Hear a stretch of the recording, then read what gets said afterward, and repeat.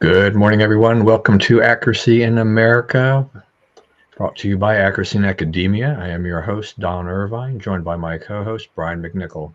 Hello, deplorables, dregs, despicables, chumps, Neanderthals, semi-fascists, maggots, and of course those dog-faced pony soldiers. That's right. I was going to reverse that order. I'll remember this one of these days. But you got it down. Nice weather we're having. Yeah, a really nice weather. Could be some golf in my recent past and again in my future. But I did look ahead. Looks like it might get a little chillier at night sometime next week. But I think we're roaring into spring pretty much. Yeah, we're looking past the winter. It looks like we're past it. I don't say that. I still remember that I was talking to somebody about this last night, going to opening day at Camden Yards years ago, and Rodrigo Lopez was pitching. I don't know how much you remember about Rodrigo Lopez, but he was a very deliberate worker. The pitch clock would not have been good for Rodrigo Lopez's career. And like it's pouring snow, it's 30 degrees. Rodrigo's out there looking at the baseball and, scratches, chin and everything.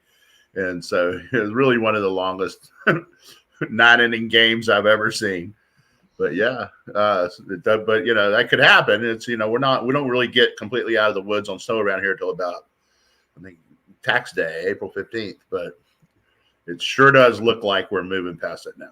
Yeah, I think the worst is behind us. But once again, there have been times in our memory, we've been around here long enough to know that it's not, we can't say with a surety we're done with winter and all that. But what I was kind of wondering about your opinion about, as I've been reading some articles around on kind of the lack of snowfall, other things, in cold weather areas. I mean, Minnesota's had, a lot of their winter business has dried up because it's been a little warmer, so the ice hasn't really formed thick enough to have their ice fishing things and whatever.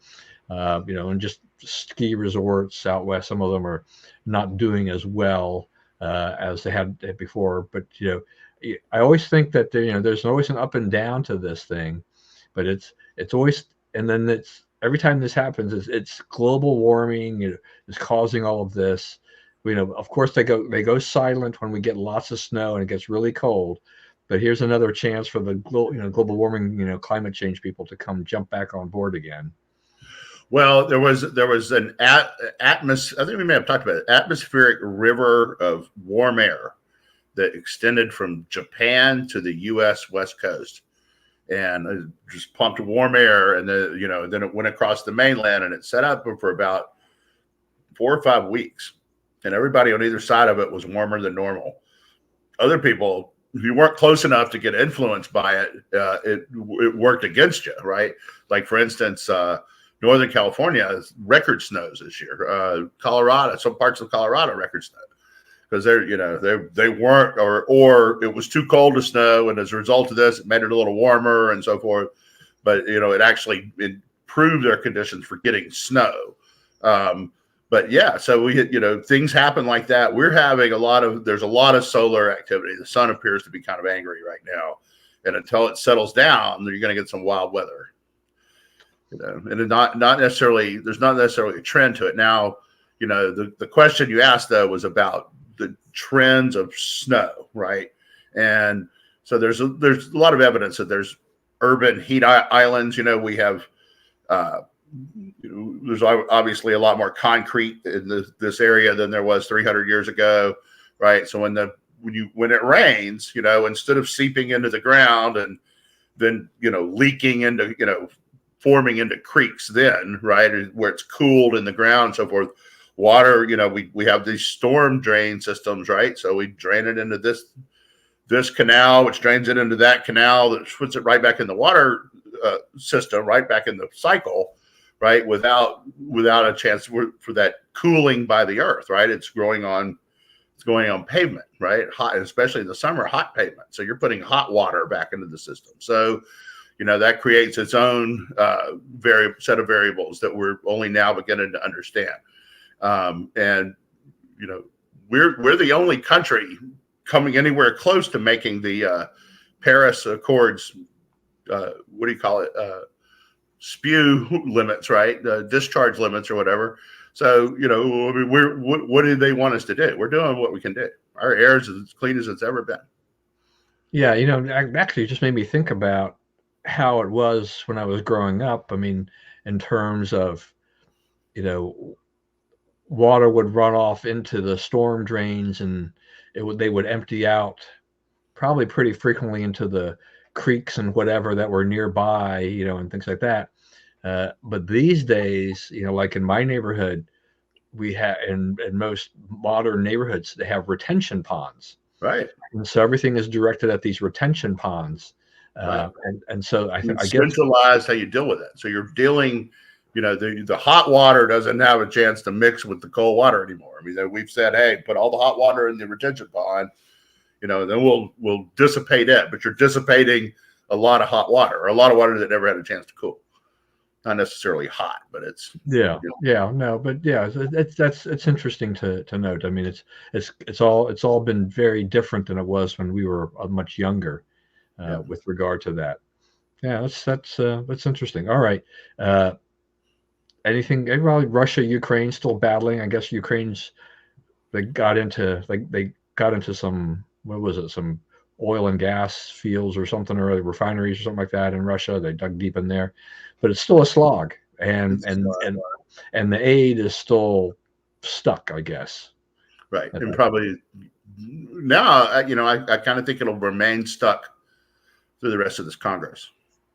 I don't think anything is pushed. I guess there's a discharge petition they're trying to come up with now to force a vote on the aid and border package and so forth. And I don't think they have the votes, but they're trying for it. And but if it doesn't happen, you know, if they hold fast, I don't think it'll pass. I don't think there's a lot of people now out there pushing Mike Johnson to do this anymore. And nothing. I mean, and there's still no ceasefire in Israel and Hamas. No. They said, you know, the Biden administration, I guess, came out last week and they said, hey, we're really close to a ceasefire. And all the people over there are like, no, you're not. What is he talking about? So, you know, and I don't think it is. So the Israelis are rightfully, in my view, saying, you want ceasefire, give us back the hostages. 100% of the hostages. We got no reason to you know, then we can say, okay, we're just targeting bad guys and we can start limiting damage. But as long as you're going to be a hostile power, you know, and hold our people hostage, we're going to fight you. And I don't blame them. And, you know, there's like, I guess you heard Biden this week said, you know, the only solution is the 2-state solution, right? They'll never get that. That's never going to happen, and that it wouldn't work anyway. And so that's where we are on this. It's that empowers Iran. I guess yesterday Biden said he was going to relieve some more sanctions on Iran so they could come up with $700 billion or something like that of their assets or whatever. So he's giving them more money and strengthening them. And, you know, that's his philosophy. That's the way he wants to handle it. I think it's you know, to the extent foreign policy ever affects a presidential election, I think that's bad for him. But, you know, he's in trouble anyway. Yeah, I mean, he's really caving to that left flank here now. With all of this, is just, you know, kind of moving from a stronger pro-Israel position to one that is far weaker now, and trying to find something that doesn't anger the left as much as it has, in order to try to bolster his political situation. But you know, look, I don't care what party the politician is that when they start flip-flopping and, you know, and goosing around like that, it's like, look, stick to the principles and the positions that you had. Quit trying to adjust, you know, like this, you know, to try to win more votes. Tell, you know, he's not getting what he wants out of this for 2 reasons. One is he's going against the wind, right? Most of the country says, yeah, the terrorists attacked Israel. Israel has a right to defend itself. And those that do not are saying, you know, the people on his, you know, on his side, so to speak, are saying, you know, this is not, you don't really mean this, right? You're just doing it to get, you know, save Michigan or whatever, you know, all the Arab voters in Michigan or whatever, get them back on your side.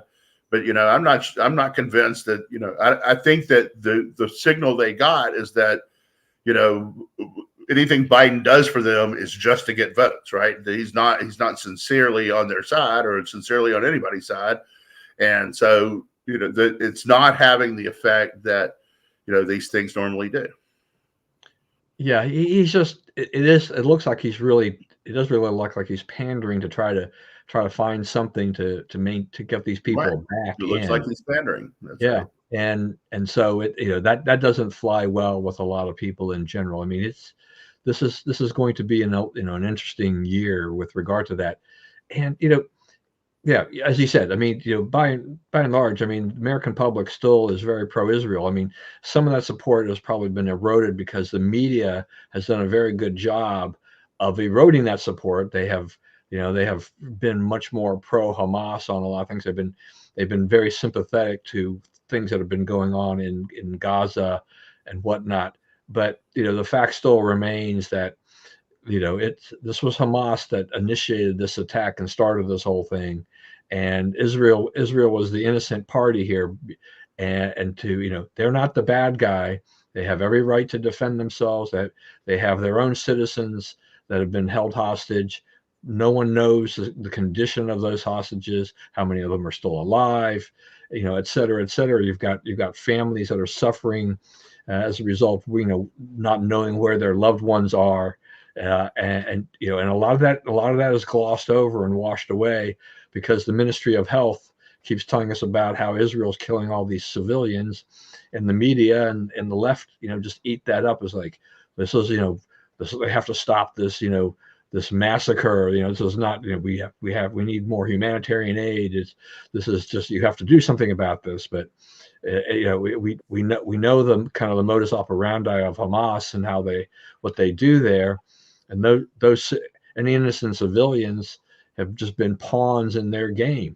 Those guys do not care about those citizens at all. Right. So yeah. So like, they're they are beating up people for not paying for the aid that we sent over. Right. Because what happens is that's who meets the truck at the Rafah gate. Right. Is the Hamas, and then they take the stuff and they sell it. And if you can't pay, they beat you up. Right. So this is, you call yourself sending humanitarian aid. We're sitting over here imagining this truck pulling up and people lining up for food and other, whatever else supplies they provide. And that's not what's happening at all. Right. You're just, you're supplying a criminal gang with inventory, basically. So, first of all, let's work that out. Let's actually set this up where find whatever good guys may actually exist there and get dispensing aid into their hands, right? So, I mean, that's a big part of the problem is, when you allow corruption to take root, right, as they have there, right, then everything that happens there is run through that filter. You can't get away from it. That's what the Biden administration is trying to do here, is to inure us to corruption to the point that we accept it in all dealings and we don't even try to root it out anymore. So, these countries, we're really on trial here to try to, are we going to fight for integrity? Are we going to fight to fight corruption, fight for rule of law? I mean, it's on the table right now. Yeah, I mean, I would have, I would have thought or would have hoped. Of course, we're talking about the Biden administration, looking for pandering, but there should have been a whole lot more outrage, in my opinion, on the whole disaster at UNRWA.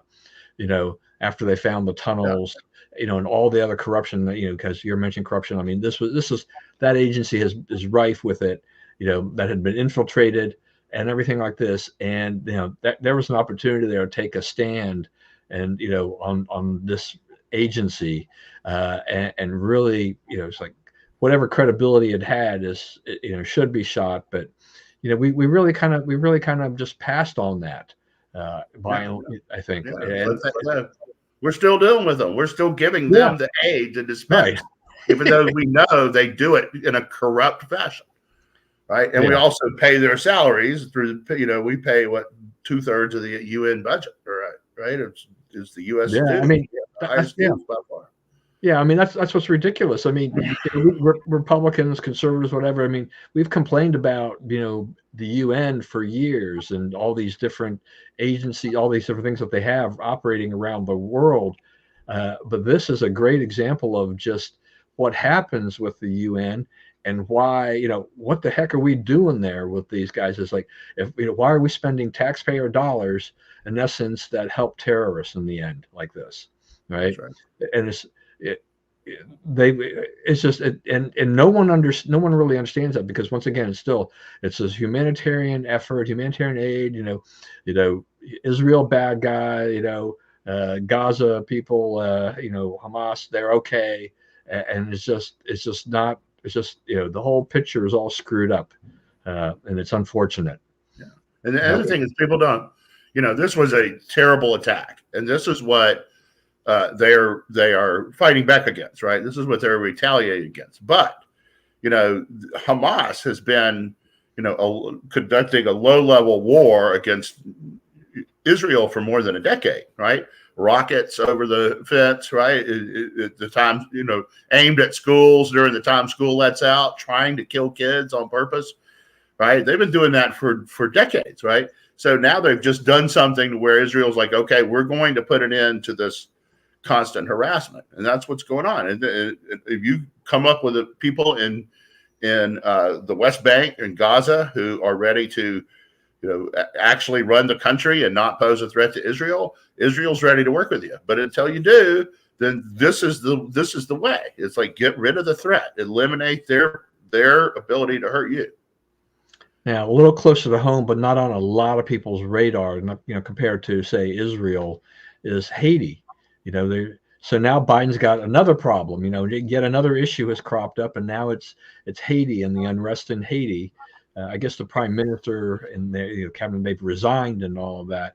But Haiti's been it's been a horribly run country for a long period of time. It's really not. It's poverty stricken. There's a lot of problems there, but I'm not sure if the Biden administration knows what to do next in order to try to at least semi-stabilize it. Right. So there's a whole lot going on there. The prime minister, he flew out of the country, and then the gangs took over the airport, so he couldn't come back. That's a new one, but you can't use that here. There's a lot of airports you'd have to take over, but it is a new technique for how to take over a country. You do have to admire the creativity a little bit. Yeah. So now the gangs are running Port-au-Prince. They're running the country. You get what they tell you can have. You don't dispute them. You don't have any power to fight them. There are no police. There's no military. There is no national leadership.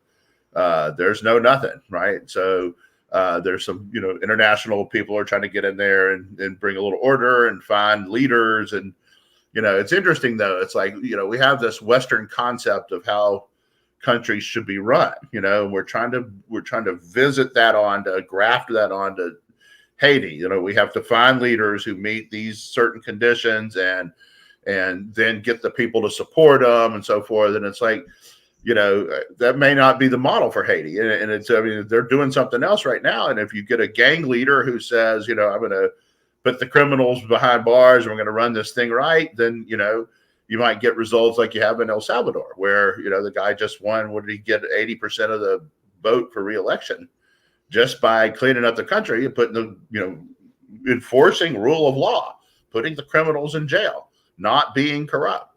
So, that's what's going on. That's what is at stake there. They don't yet have that person. No one's emerged. It could go on for a while. It's not clear how effective aid would be right now. I think Biden is itching to send in the Marines and to, show that he has, can get himself a military victory and plant that flag and be a good president. But, that's a quagmire. You're looking at a lot of potential danger of harm to American interest, American soldiers, so forth. For what, right? Yeah, I mean, you and I are used to, the whole Papa Doc, Baby Doc era and things like that, and Aristide, and just lots of problems. They had, they've had some terrible, terrible problems there. and it's not there's no easy solution. But boy, if we don't have just basically the wrong people in charge of the country at this time to deal with yet another international crisis, it just it's like he's got all these things going on here. He's got to try to figure out what to do, and they're not handling any of them very well at all. Right. And you have the rest of the world is saying, BRICS is growing and NATO is growing, as people jump in because you realize you better be part of some alliance, right?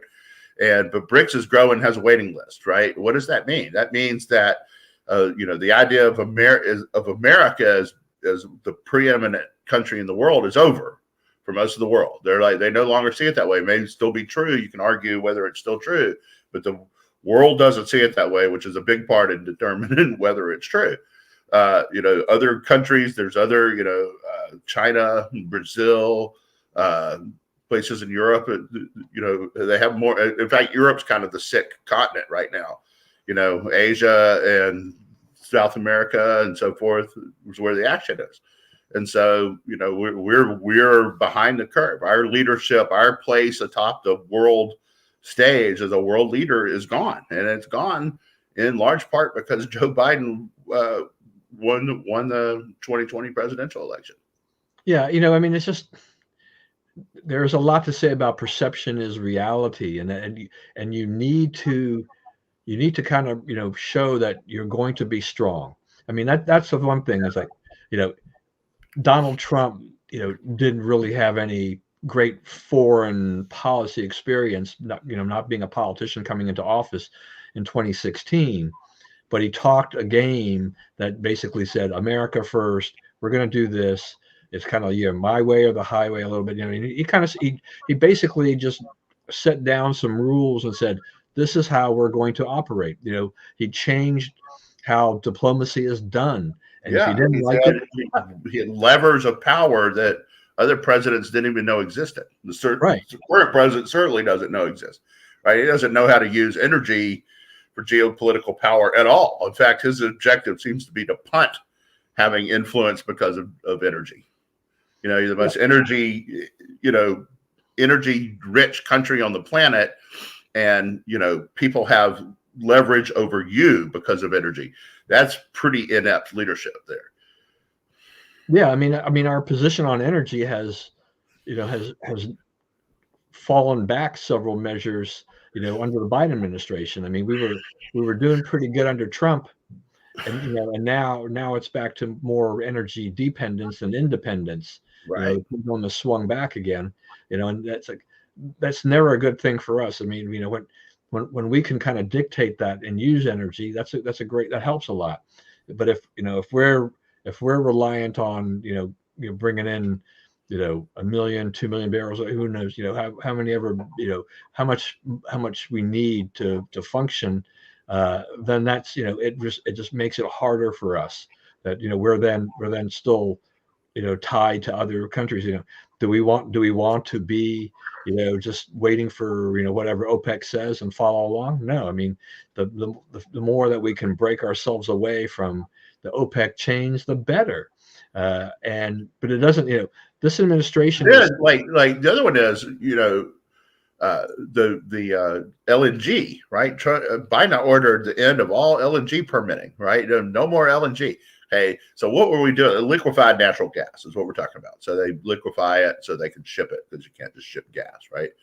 And so that freed all of Europe from influence by Russia over energy. That all of Europe was off the hook. They could heat their homes, power their power stations, whatever, with American natural gas, right? Gives American jobs, American export. It's the cleanest fuel we know of, right? And we had it set up and we built the infrastructure. A lot of that was built, with the blessing of the Trump administration. So we get this stuff. We can go undersell Russia for energy, force down the energy prices worldwide, make Russia an impoverished nation again. But no, for the to please AOC, who's still mad at Biden, we're going to cut off our all LNG, give away all that leverage, right? Just an incredibly stupid decision. Yeah, no, I mean, it's just we have an abundance of natural gas, and if we can go and ship it across the world and help out somewhere else and take their dependence off of Russia, and things like that, that would seemingly be a good thing. But no, And it's like and you said. and the other thing is, where is the natural gas? All right, upstate New York, Pennsylvania, Louisiana, Texas, Oklahoma, New Mexico, right? Some of the poorest places in the country. People could really use making that kind of money. There's a parish in Louisiana, the one the just south of Caddo Parish, where I'm from, is DeSoto Parish. DeSoto Parish built a whole new annex to its courthouse so people could research mineral rights, so that they could mine for natural gas there in this one little parish in North Louisiana. Okay, so if they're doing that, I mean, that's an area for growth. That's a way to grow the economy in some of the worst places, economics wise, in the country. Shreveport's the leading city in the country for losing population in the last 20 years. So you're helping the most destitute people in the country. The other contenders for losing the most population are upstate New York and Pennsylvania, right? You're helping people retain their young, talented workers at jobs that are not minimum wage jobs. Oh no, because AOC is worried about global warming. Yeah, and I mean, there's did they build, or were they going to build an LNG terminal down there? In Louisiana, Yeah. they have two. One at Port Fourchon, which is right at the bottom of the toe of the boot, and one in Hackberry, which is the bottom of western Louisiana, basically. I thought they were going to add more or something like that to expand or something, but I mean, But there's a the Hackberry had just opened. Trump dedicated it. It's that new. okay, yeah. So I mean, they provide jobs, and probably pretty decent paying jobs too. Decent paying jobs. That's right. Yeah. So yeah, it's yeah. Biden's energy policy. Yes. Right. I'm not saying it doesn't work. I'm just saying it hasn't worked.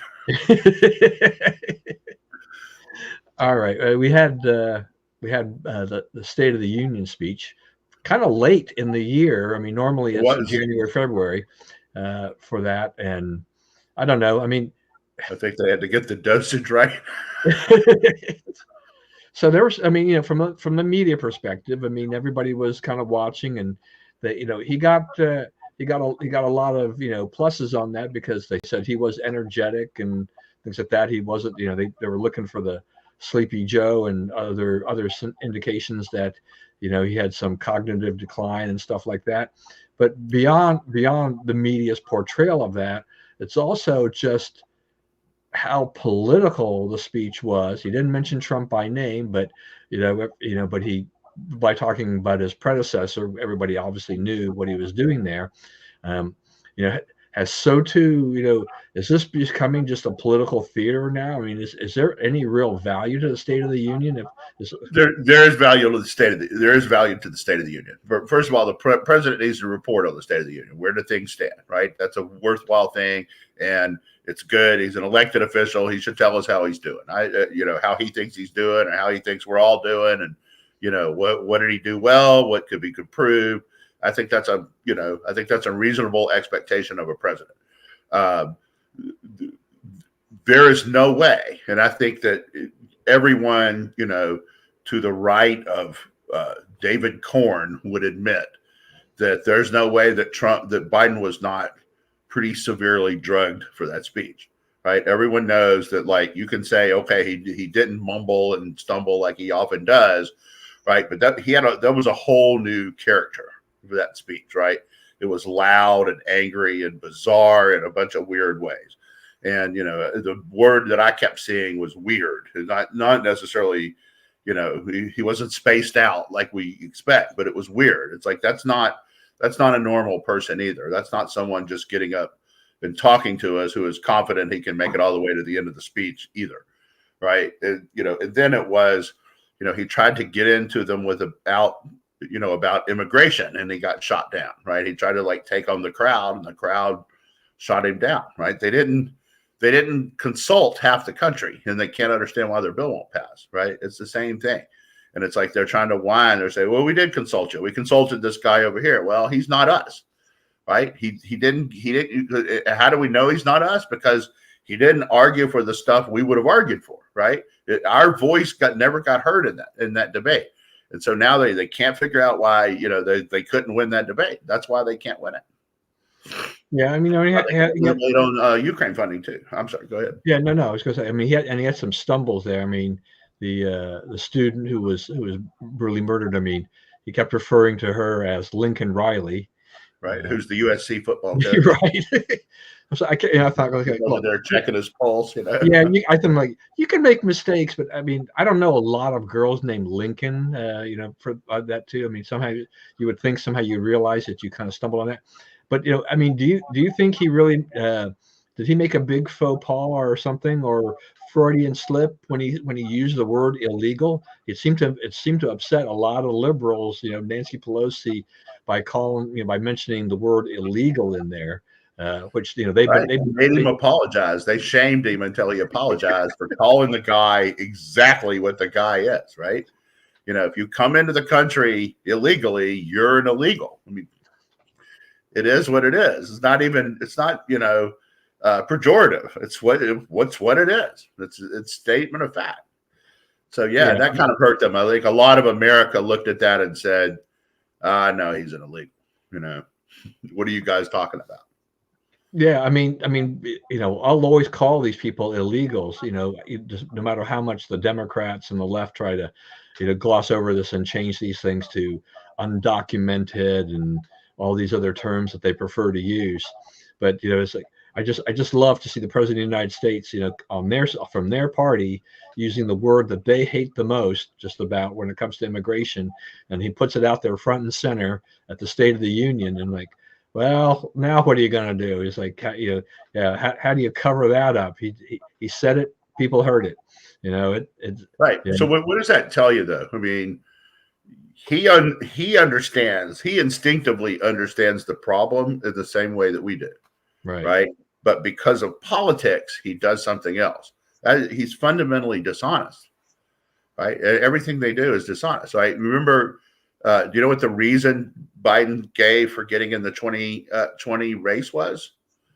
The very fine people hoax. It's like, I heard that he said they were very fine people. No, he didn't. That's a lie. And it's a lie, right? The 2024, he got in because Trump called the soldiers suckers and losers. It's like, no, he didn't. John Bolton, who hates Trump, said, I was with Trump. He didn't say that. It just didn't happen. Nothing like that happened, right? And it's like now, I guess it came out the last day or so, the story about Trump attacking the driver of the limo and trying to get him to turn around and all this stuff, totally made up, right? The limo driver, the Secret Service agents are like, nothing like that happened, So why is it, if Trump's the bad guy, why is it that all the attacks on him are lies? Like virtually everything they've ever said about him is a lie. They say, oh, he's a convicted rapist. No, he's not. He ain't never been convicted. And if you look at the sheet of the jury pool there of that proceeding, they're like, did you find that Trump raped E. Jean Carroll? And the box no is checked. Not yes, no. Okay, so it's like everything they say is a lie. It just ends up being a lie. Yeah, the thing about all of this too is just that once again we see kind of how the media plays these things, right? I mean, whatever Trump says is magnified, by 10, 100 times, whatever, truth or not. Right. And Trump says a lot of outrageous things. I mean, that is just Trump. He helps him. I'll give you that. Yeah, but Biden has lots of gas, but he also has lots of lies, and then he repeats the same lies over and over again, like these different stories, and they really don't call him out on this or hold him to account for this long list of things. I hope during the campaign, that we get to see some of this kind of all put together, stitched together about this long career of Biden and his stories, and how much he's lied about this, and kind of like the Amtrak engineer, these situations. Yeah. I did this, I did that, I all these things, which are blatantly untrue, maybe the media mentions it a little bit, but then they move on and they don't go back to it unless it comes back again, which they would prefer not to deal with. There's They one of look. those yesterday. I don't know if you know, there's a Robert Hur hearing yesterday. And one of the things he talked about was Biden claimed that he was somewhere meeting with some kind of world leader, and they had they showed him, they wanted him to shoot an arrow, right? They were doing archery, okay? And Biden is like, they put the target way down there, 300 yards away, and I hit a bullseye because I'm a freaking excellent archer, right? And the guy who was there is like, well, he did do an arrow, right? He shot an arrow, but he didn't know what he was doing, and the arrow didn't go halfway to the target, right? So it's just stuff like that. He just claims, I was the king of tort when I was in law school. It's like you were 87th out of 93. You weren't the king of nothing, right? You were the king of surviving. Okay, so I mean, it's all that kind of stuff. Just like he's always the star of the show. His accomplishment's a little better than your accomplishment. Those people, they're congenital liars. That's what they are. Yeah, we'll get to the her thing here in a little bit. I just want to kind of wrap up with the SOTU thing about Katie Britt. Did she blow it? I mean, is she going to go now as goes down in the annals of yet again another bad SOTU response? Yeah, that was awful. And and my thing about that is, like, why didn't they have Trump do it? Hey, everybody would have watched that, and Trump could have just gone line by line through his speech. This is a lie. This is a lie. This is a lie for 5 minutes, and then the media, all the SOTU talk would have been about the response. Like the speech would have been forgotten. It would be like, how dare he say that, right? It would have been that. I don't know who made the call. Forget they want to set this up. We're not Democrats, right? If you want, we're going to appeal to black women between age 38 and 43. That's them. They win that. Like micro appeals to little groups, right? That's not us. Our thing is, here's what's best for the country. So don't, then we get into these things like, well, let's look like a mom. Let's like appeal to moms. And so we'll just get a senator who looks like a mom. And we'll have her sit in the kitchen, like she's cooking supper for the family, like she's supposed to be, living at home and doing what her husband tells her to do at night and everything, and we'll just communicate suburban mom to suburban mom. It never works. Like, because they're like, that's not you guys, right? That's not who you are. You're the overall what makes sense for the country group. So be the group you are. Be the thing you are. Don't pretend to be what they are. Yeah, I mean, she's a new senator, right? She's young. She is a mom. Yeah, this whole thing is like, yeah, what is this? It is like, she would have been better served, at least if they're ever going to stick with her, just do it from your Senate office. Right. It'll look a heck of a lot better. Like you have some authority and you're part of this thing, and it's don't emote. Don't. Yeah. This is terrible. Like, because people know that's fake. They know that's fake. Don't be fake. Why is Trump winning? I'm looking at I don't know if you noticed this before we started. There's a whole raft of new polling out, and Trump is like 8 or 9 ahead in the country now. He's comfortably ahead of Biden, and he's up over 50 in a lot of these polls, which is sort of magic number. When you get above 50, it's very, very hard to lose. Also, you look at the approval ratings. I think Biden's average today is 37.1. It's the lowest they've ever recorded for president. On Rasmussen, he's down around 40. Trump lost at 45 in 2020. So he's 5 points below where Trump was when he lost. So, they're in real trouble. So, it's going to just be desperation, and you can look for some kind of, disruptive event. They got to come up with something because they're not going to win. Yeah. And it's just, I don't know. I mean, I don't know if it's the NRSC or somebody who chooses that or whatever that makes that choice of who's going to respond to the State of the Union on this, but they could have done better. We have plenty of people that would have been qualified. And I love your suggestion. I mean, the Trump thing, that would have that would have sent the media crazy. They would have just gone, they would have gone crazy. They would not have been able to handle that. And then that would have been, just like I said, that would have been all the coverage. Matter of fact, yeah, I mean, basically, really, too, right? Whatever Biden was trying to say, and any policies, any accomplishments that he supposedly had, nobody would have even remembered any of that. That was all. It would have all been about Trump, and it would have been yet another way to give Trump another part of the ramp towards the presidency, to put him out there. And there's nothing that would have prevented him from doing that, right? As far as we know. Yeah, they could have done it. They could have. I think that may have been Ronna McDaniel's last before Boot City came. Her final little thing final there. Act. Yeah, out the door they all went to. Right, they not just her, but I guess they've gone in and fired almost everyone there now. Yeah, they really did a big house cleaning. Needed to happen. Probably not necessarily a bad thing, Right. Needed to happen. Point. So the people are all whining how horrible it is, but if you work in political jobs, you get fired. That's part of it. I remember I got fired when I was on Capitol Hill. The guy had this long yellow pad and he had all these names. And when they got, he was like the assistant to the new staff director. And like they got through it, the guy scratched out my name and they went and got somebody else and fired them.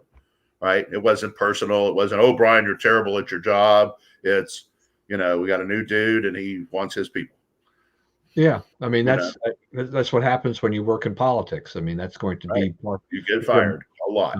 That's going to be par for the course, and you got to get used to that happening. Yeah. It's I don't know. I mean, the RNC, I don't even remember the last time I gave them $1.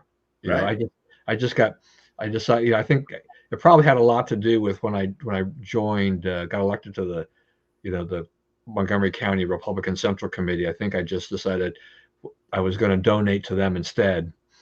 But by the end of my term, I was like, I'm not even donating to them anymore. It's just like when you see dysfunction and things like that, you're like, it's like throwing good money after bad. That's right. And it's that maybe pick a specific candidate that you like, and then give the money there in the end, because sometimes these kind of monolithic organizations, they spend too much time and money, doing administrative and other things, and they suck up the donor dollars. Very few gets down to the campaign level. I mean, our central committees, they barely, they struggle to keep their head above water, so they don't have any money to give to candidates. I mean, the local Republican women's clubs give more money to the candidates than the Central Committee. I mean, basically, because they actually give money to the candidates, where the Central Committee gives nothing to the candidates, because they can't raise any money, enough money to cover everything. So it's a shame. And so kind of like, so what is the purpose of that? Now, hopefully with Lara Trump in there, and probably, things will change. Maybe there'll be some new energy and stuff like that. It hadn't been going well for fundraising and things like that for the RNC lately, so it needed a change. And it looks like I guess Chris LaCivita is going to run it on a daily basis. He's been running the Trump campaign, so he's very good. He worked for Tom Davis back in the day, and he's very good at Virginia politics. Could have a very good chance of, if we're going to flip Virginia, which they're now saying is a possibility, he will be key to that. He will be critical to that. Yeah. All right. So we had some more primaries, and that basically moved both Trump and Biden past the goal line with delegates for to get the nominations for the parties. I mean, they'll still have to go through the official process at the conventions and everything like that. But it's we've known for a while that this was probably going to be the case. It was probably going to be Biden versus Trump, but now it sets up just under 8 months of campaigning, in essence, where they don't have to worry about the primaries. And they'll be battling back and forth, and maybe a chance for Trump to raise some money here to fend off some things and do some real damage to Biden. For me, once again, if Trump would contain himself a lot, I'd say he sails into office, but he's got a mouth that he can't stop sometimes, and so I think he loses a few points, because he does kind of go off a little bit, but by and large, he's still got. Have you seen that this time? Have you? He's Is he been he's really? been better. He's been Yeah. better, but he still needs to control himself a little more. I mean, don't make just kind of stick to the facts. You, Biden has a track record now. You have got a track record you can attack. One that all you need to do is get your people to give you the facts and just hammer the way. Hammer them away on inflation or whatever. Just to hammer all foreign policy. You can do this, and If you look at, you go back and look at what he's sending out now, it's very issue oriented. It's very detailed on each issue, and most of it's some of it's about like the things happening to him, but most of it's about Biden, right? He's really gotten in like he's attacking Biden for policy positions Biden has and for the outcomes of those positions and saying America could do better and so forth. That's pretty typical campaign fodder. That's what campaigns do. I think Trump has been talked to, and one of the messages that resonated with him is, stick to campaigning. Campaign. Go make your case to the voters. That's what you have to do. Right? It's not a grievance session. You can throw in some grievance, right? But stick to why I am a better candidate than my opponent. Right, and we've talked about this a little bit before too. It's just broaden your appeal. You still have some kind of the never Trumpers, anti-Trumpers out there that you could possibly bring over. I mean, I think that base is weakened. That base has weakened. There's a lot of people that said he's not so bad. I think they're more willing to listen to Trump because they've seen 3 years of Biden. Right. Twice as many people are moving from Biden to Trump as are moving from Trump to Biden. Yeah, according to pollsters. Yeah, and that's one thing I would probably believe is that I think that's things, the demographics. I mean, he's getting the younger voters, he's getting more black voters, he's getting more Latino, Hispanic voters.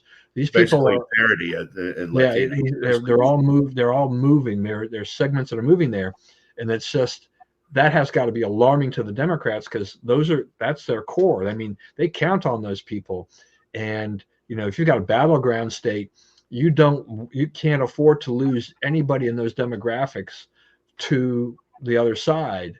To see Trump gain on that because you have razor thin margins in general.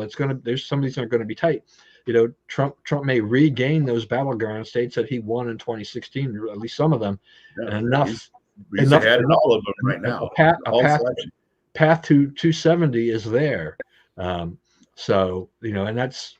So this is still going to be an interesting race. I'm not counting my chickens before they're hatched, kind of a thing like that. But it's it just because we're so far out. But boy, if this continues to go this way, I just don't know. With Biden, is he capable? I mean, are they capable? The Democrats capable of turning this around without pulling some dirty trick, kind of a thing? That's why I'm saying I wouldn't be surprised if there's some kind of disruptive event because no one turns them around from this far behind. It is a long way to November, and Trump has been mistake prone in the past on some of these things. But I think that he realizes that he's just trying to run out the clock at this point, and he wants to keep the idea now is to keep the level of attack on that you have right now the rest of the way, to maintain this, no more, no less, all the way to the end. You don't need to get any more. You don't need to get any more histrionic about it, and you don't need to back off of stuff. One of the things is one of the things you said I was going to say something to is you're talking about expanding the base, getting people to vote for him and have them vote for him before. So suburban moms are coming back his way. He's roughly at parity with suburban moms, which is that was the last readout. If you look at the figures on this, Trump is way ahead in married men. He's pretty convincingly ahead in unmarried men. He's ahead in married women, but in unmarried women, he's way behind. So that's the group That's the one that has not come around to Trump. And they're the most susceptible appeals about, issues such as abortion, their rights and open marriage and being able to take their kids to drag shows and stuff like that. So the people, all the, most of the church going people in America now are gravitating toward Trump. And that includes a lot of Black and Hispanic people. If you want to know why those people are moving from Biden to Trump, part of it has to do with Biden. Trump is, Biden is more offensive to their religious beliefs. Yeah, I mean, my wife will watch. She watches a lot of different things on television, but mainly streaming stuff. So she's on YouTube, and so it kind of bounces you around. Once you watch one thing, it recommends something else, and so she gets a variety of things from the conservative perspective. But the amount of young Blacks that are hosting YouTube shows of various kinds that are pro-Trump is astonishing. Yeah, and people will listen to them. I mean, these people have a following, and they can be very influential to others, if they get them to the polls. That's a whole nother question too. That's a whole nother question. That's the other part of it. We talked about enthusiasm gap and all this kind of stuff before, but whether or not we get that, I mean, I think people are going to be much more enthused about voting for Trump than they will be for Biden in the long run. So I think that that also benefits him. But it is a long slog, and we'll just keep watching that every week. See, we see if we have any changes or any major events that develop in between now and then. Ken Buck resigns from Congress, and that's apparently Speaker Johnson knew nothing about this. He said, Buck was leaving Congress anyway, so that's fine. Right. It's a safe to our district. We're not going to lose the district. Yeah, we're not going to lose it, right? So it's not that. I mean, it does temporarily also narrow the majority, in Congress once again. Just that precarious, notion there. But I do think he wasn't helping us much anyway. For one thing, he was voting against most of the stuff Republicans wanted. The district is safe Republican, so it'll be a Republican next time anyway. The one good upshot of it is so Lauren Boebert is obviously not very popular in her district right now. She was being outraised and so forth. So she decided to move into Ken Buck's district. So there's a special election to serve out the rest of his term, and she's not eligible for the election because she's already in Congress in another seat. So some other Republican is going to get to serve that few months, and and then it has a pretty good chance of retaining it. So part of the effect of Kim Buck leaving early is going to be probably that we get rid of Lauren Boebert, which to me personally, that's a win-win. Yes, she votes correctly most of the time, in my view, but she's a lot more of a liability to us, especially given a safe district we could win with it. Any sane Republican. It's two birds with one stone. Yeah, I mean, I think Buck talked about the kind of dysfunction in Congress, and I think there's definitely some of that. But I think the Boebert issue could have been a factor in the back of his mind. It's like, if I leave now, we elect a Republican that's because it can't be Boebert because she's already in Congress, and gives that person the incumbency, even if it's only for a few months. That makes it really, really hard for Boebert to win, in that district. And that right. she will not be a member of the next Congress come January, which yes, it is a win-win. It's just, we do wind up with a lot of these kind of nutty nuisance things. I mean, for heaven's sakes, we've got George Santos. He's going to run in another district. It's like, we don't need that. Okay. And he did show up to SOTU, right? I mean, come on, it's New York. There's corrupt and there's corrupt by New York standards. Those are not the same. Yeah, I mean, he shows up to the SOTU address. He's going to run industrial. I mean, the audacity of that guy is something else. But it really is. Whatever.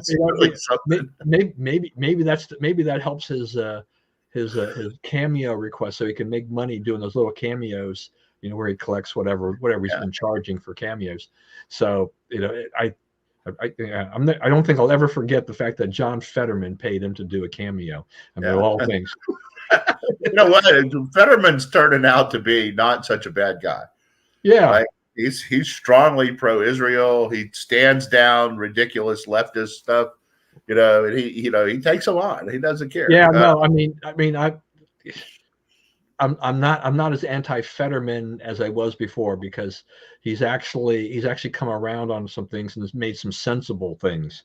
So Yeah, yeah, so there'll be people out there who are ardent, Republicans or conservatives will never ever say a nice thing about a Democrat. But I think when they actually do those kinds of things, you need to say, yeah, admit, right. right, We're looking for people we can work with over there. We right, understand not everybody's going to be us. The other thing is, I just want to get this in before we go on, is, Fetterman beat Oz, and Trump took a lot of flack because he backed Oz instead of Doug McCormick. Doug McCormick's getting crushed by Casey. So I think Trump was right again on that one. yeah. All right. Well, darn, we're getting real low. We'll have to do this really quickly. Just a quick take on her testimony. Both Republicans and Democrats were unhappy. I think Republicans because her didn't charge Biden on the documents, and the Democrats because of what was in the transcripts, which they kind of denied that was in the transcripts about that Biden really is a nice elderly old man. Who can't remember anything or says he can't remember anything. So yeah, Adam Schiff calls him up and lectures him, and you put this stuff out. You've been around this town long enough. You know this is political and it's how it's going to be taken. You did it on purpose. Okay, the option was indicted him. Okay, we didn't indict him. We said he's mush brain, so we wouldn't indict him. Would you like us to undo the mush brain and then indict him? Because that's the only choice. Yeah, that was my main. It's like your talking point is not mathing, buddy. Yeah, that I'll say before we wrap up here. So it's just that testimony didn't help the Democrats at all. No, not at all. It was crushing to the Democrats. Yeah. All right. Say 60 seconds here for you to wrap it up. Let's see. We should touch a little Deadspin down. See you later. That